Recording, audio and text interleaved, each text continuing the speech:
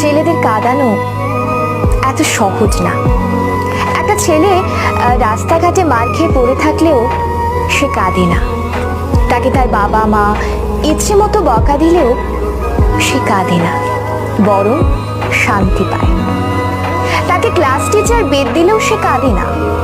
তাকে তার প্রিয়জন রাগ অভিমান করে যদি একটা থাপ্পড় দেয় তবুও সে কাঁদে না, বরং সেই থাপ্পড়ে সে ভালোবাসা খুঁজে নেয়। এক কথায় বলতে গেলে ছেলেরা কাঁদেই না।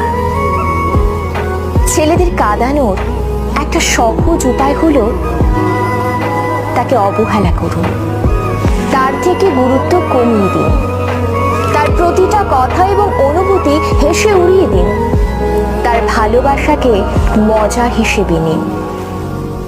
তবেই ছেলেটি কাঁদবে, তবে রাতে।